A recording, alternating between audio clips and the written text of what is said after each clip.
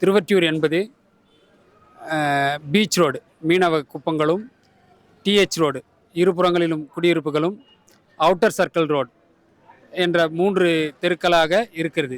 இந்த 3 பிரதான சாலைகளும் நீண்ட காலமாக இருக்கக்கூடிய மிக பழமையான நகரம் திருவொற்றியூர் நகரம்.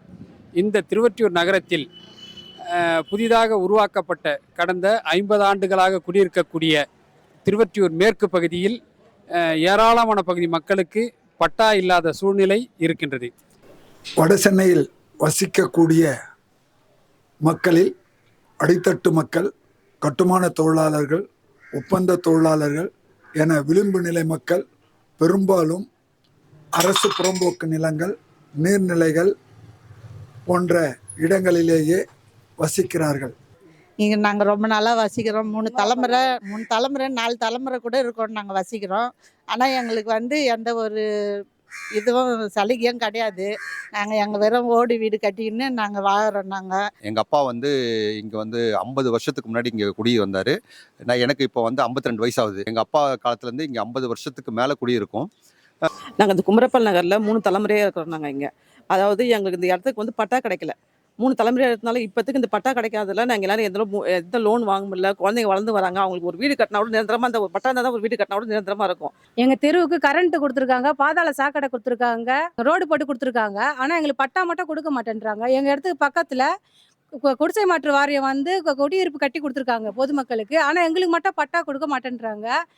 நீர்நிலை எனும்போது சுமார் 50 ஆண்டுகளுக்கு முன்பாக, 100 ஆண்டுகளுக்கு முன்பாக வயல்வெளியாக, நீர்நிலையாக, ஏரிகளாக, குளங்களாக இருந்த நிலங்கள் தற்போது அந்த ஏரியே இல்லாமல், அந்த நீர்நிலையே இல்லாமல், கால்வாய்கள் இல்லாமல் குடியிருப்பு பகுதிகளாக வந்துள்ளது.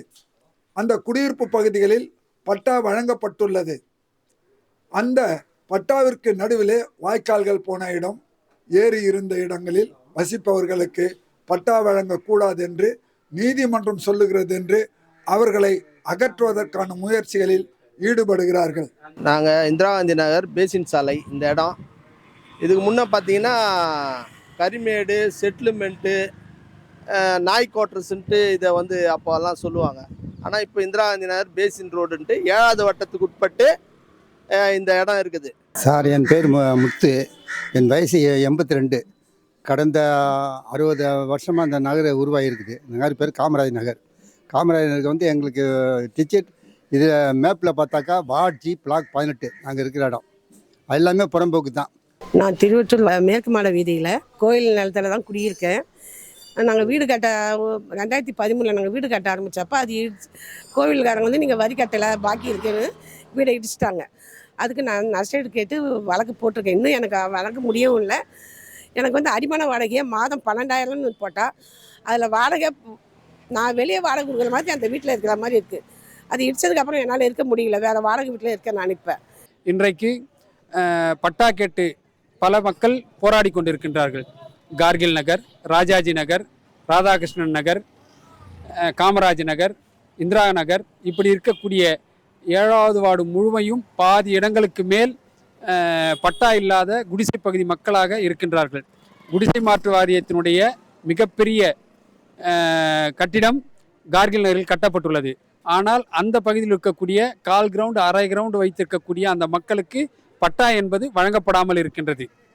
இந்திய அரசமைப்பு சட்டத்தில் 30 ஆண்டுகள் ஒருவர் ஒரு இடத்தில் குடியிருந்தார் என்பதற்கான ஆவணங்களை கொடுத்தால் அந்த இடத்தை வகை மாற்றம் செய்து பட்டா வழங்கலாம் என்று சட்டம் இருக்கிறது.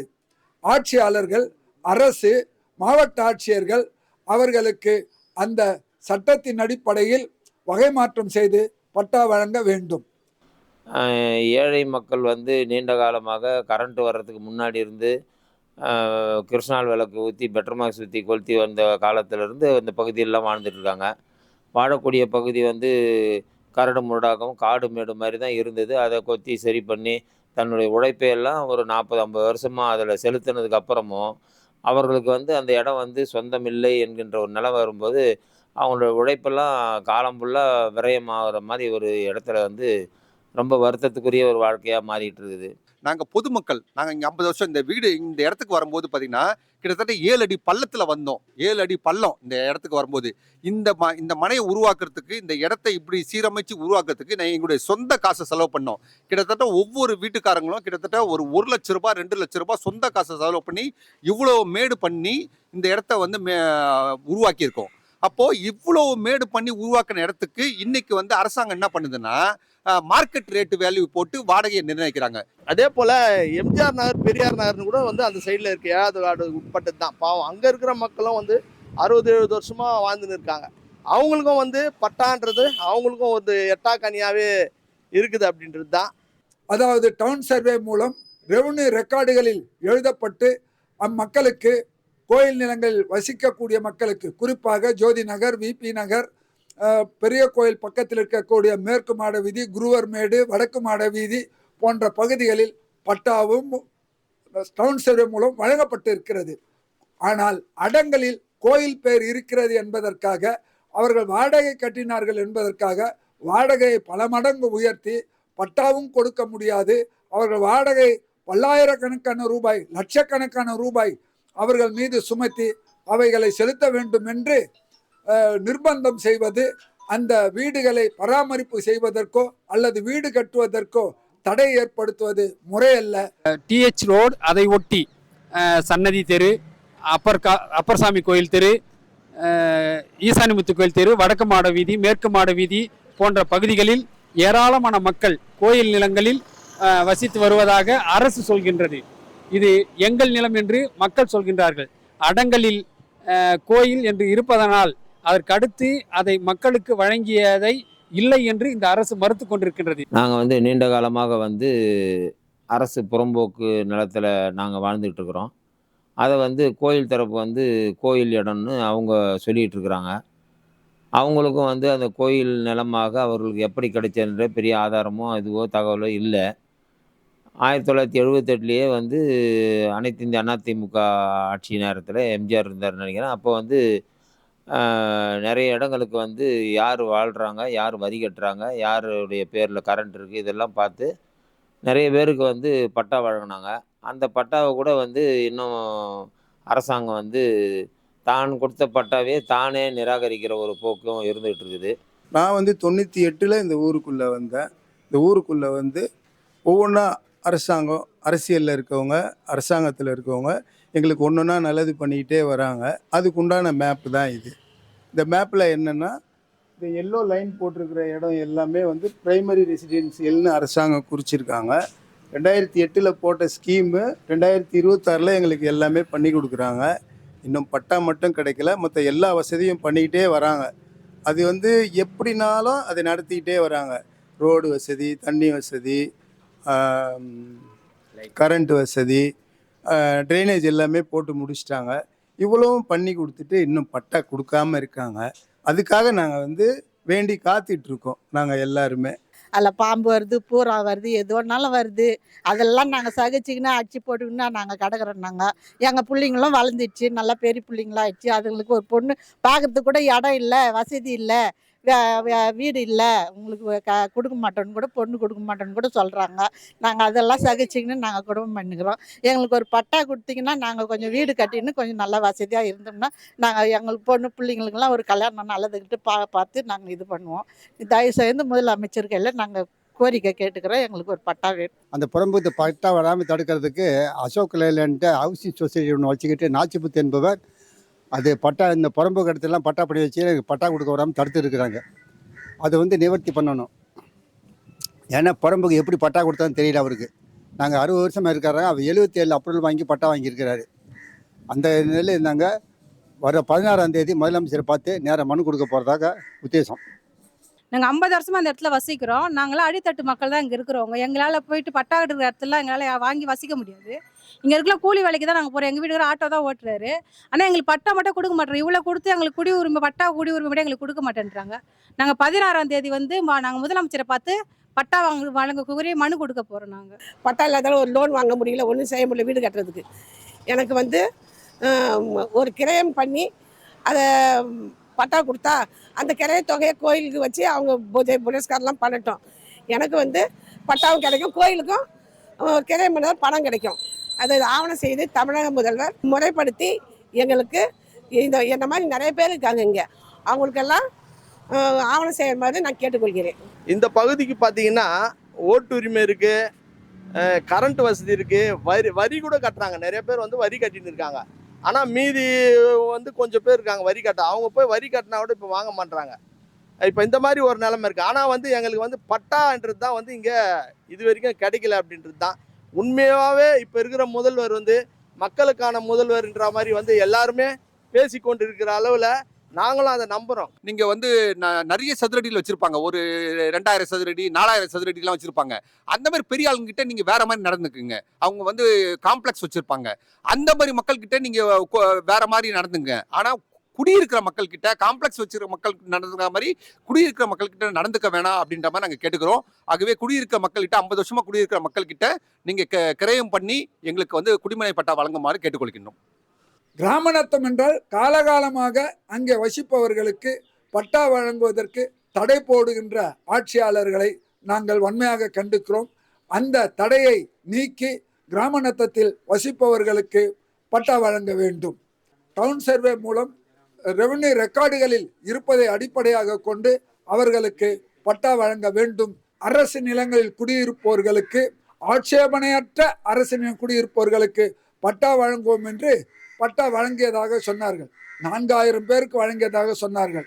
ஆனால் 40,000 பேருக்கு வழங்காமல் இருக்கிறது. குடிசை மாற்று வாரியங்களில் முழுமையாக பணம் கட்டி சேல்டீடு வாங்கியவர்களுக்கு பட்டா வழங்க வேண்டும். பணம் முழுமையாக கட்ட முடியாதவர்களுக்கு இந்த தண்ட வட்டி, பெனால்டி வட்டி இவைகளை ரத்து செய்து அவர்களுடைய கடனை மட்டும் வசூல் செய்து கொண்டு அவர்களுக்கு பட்டா வழங்க வேண்டும். ஆதி திராவிடர் காலனி நீர்நிலையால் என்ன நிலை இருக்கிறது என்பதை பற்றி அறியாமல் வெறும் நீதிமன்றம் சொன்னது என்பதற்காக மட்டும் விளிம்பு நிலை மக்களை அப்புறப்படுத்த, அகற்றுவதற்கு முயற்சிக்க கூடாது. அவர்களுக்கு நிலவகை மாற்றம் செய்து பட்டா வழங்க வேண்டும். இது கார்கில் வெற்றி நகரில் தான் இது சேர்ந்ததுன்னு சொல்லி இங்கே ஒரு பில்டிங் கட்டி அதுக்கு வந்து கார்கில் வெற்றி நகர்னு போர்டும் வச்சுருக்காங்க. 15 அடுக்கு கட்டியிருக்காங்க. அதுக்கு என்னெல்லாம் பண்ணி கொடுக்குறாங்களோ அதே மாதிரி எங்களுக்கும் பண்ணி கொடுப்பாங்கன்ற நம்பிக்கையோடு இங்கே நாங்கள் எல்லாருமே ஜனங்க காத்திருக்கிறோம். கேரளா இருக்கக்கூடிய சிபிஎம் கவர்மெண்ட் வந்து 1960 கிட்டத்திலே வந்து கோயில் நிலங்கள் மொத்தத்தையுமே வந்து அதில் வாழக்கூடிய மக்களுக்கு பட்டா போட்டு கொடுத்தாங்க. அப்படி இருக்கும்போது பெரியார் வழியில் இங்கே ஆட்சி நடத்துவதாக சொல்லக்கூடிய இந்த சர்க்கார் வந்து ஏன் இதை வந்து முன்னெடுத்து இந்த மக்களுக்கு வந்து ஒரு நல்ல காரியத்தை செய்யக்கூடாது? அரசியல் மாறும் பொழுதெல்லாம் வந்து ஒவ்வொரு எம்எல்ஏவை பார்ப்போம், கொடுப்போம், சொல்லுவோம். ஆனால் இது வரைக்கும் எங்களுக்கு வந்து பட்டாக்கான ஒரு நடவடிக்கை யாருமே எடுத்ததா இல்லை. இப்போ இந்த வாட்டியாவது எங்களுக்கு பட்டா தராங்கன்ட்டு நாங்கள் வந்து நம்புகிறோம். கண்டிப்பாக கிடைக்கின்ற நம்பிக்கையில் நாங்கள் இருக்கிறோம். அரசியலில் இருக்க தலைவருங்களும் அரசாங்கத்தில் இருக்க ஊழியர்களும் எங்களுக்கு இதுவரைக்கும் எவ்வளோ அழகாக பண்ணி கொடுத்தாங்களோ இனிமேலும் இன்னும் அழகாக பண்ணி கொடுத்து சீக்கிரமாக உடனே எங்களுக்கு பட்டா கொடுக்குமாறு வேண்டி கேட்டுக்கிறோம். இதே மாதிரி பல கிராமங்கள் இருக்குது. இந்த முதலாளி சுதந்திரம் கிடச்சி பல வருஷம் ஆயிடுச்சு. இருந்தாலும் கூட இந்த முதலாளி வர்க்கத்தில் நம்ம இன்னும் மீள முடியல. ஒவ்வொருத்தரும் இந்த முதலாளியை வந்து புறம்பு இடத்துலாம் படைக்கு பட்டா வாங்கி வச்சுக்கிட்டு இருக்கிற ஜனங்களை இது பட்டா அரசாங்க சிலை அது வராமல் தடுத்து இருக்கிறாங்க. இதை வந்து நிவர்த்தியாக முதலமைச்சர் தான் நின்று இதை ஏற்பாடு பண்ணி கொடுக்கணும் சார். எங்கள் குழந்தைங்க பெருசாக இருந்தாலும் ஒரு வீடு நிரந்தரமாக இருக்க மாட்டேது. கட்டின வீடு நிரந்தரமாக தானே எங்களுக்கு நாங்கள் கட்ட முடியும். வீடும் கட்ட முடியல எங்களால். அதனால எங்களுக்கு பட்டா தேவைன்னா நாங்கள் ஒன்று இந்த எங்களுக்கு மட்டும் இல்லை, எங்களை மாதிரி பாதிக்கப்பட்டவங்க இதே ஏரியாவில் அந்த சைடில் இருக்கிறாங்க. நந்தியோட எல்லாம் அவங்களுக்கும் அது கிடைக்கணும்னு நினைக்கிறோம். நாங்கள் குறைந்தபட்சம் அரை கிரவுண்டு 1/4 கிரவுண்டு இடத்துல தான் இருந்துகிட்டு இருக்கோம். அவங்களுக்கு பட்டா வழங்க வேண்டும் என்ற கோரிக்கைக்காக மக்கள் அணிதிரள்கின்றார்கள். ஆனால் இங்கே இருக்கிற மக்கள்லாம் உண்மையாக வந்து பார்த்தீங்கன்னா ரொம்பவும் கூலி வேலை செய்கிறவங்க ஏழ்மையான மக்கள் தான் இந்த இடத்துல இருக்கிறாங்க இவ்வளோ வருஷமாக. ஆனால் இவங்கெல்லாம் வந்து பட்டா கிடைக்கணும் அப்படின்ட்டு ரொம்ப எதிர்பார்ப்பு. இந்த கோரிக்கைகளுக்காக மார்க்சிஸ்ட் கட்சி சென்னை முழுவதும் இருக்கக்கூடிய விளிம்பு நிலை மக்களை அணிதிரட்டி ஒரு மாபெரும் போராட்டத்திற்கு டிசம்பர் 16 வந்து போய் மனு கொடுக்கும் போராட்டம்னு அனைத்து ஊர் மக்களையும் நாங்கள் எல்லாரையும் சந்தித்து திரட்டின்னு இருக்கோம். முதல்வரை சந்தித்து நாங்கள் எல்லாம் மனு கொடுப்பதாக இருக்கிறோம்.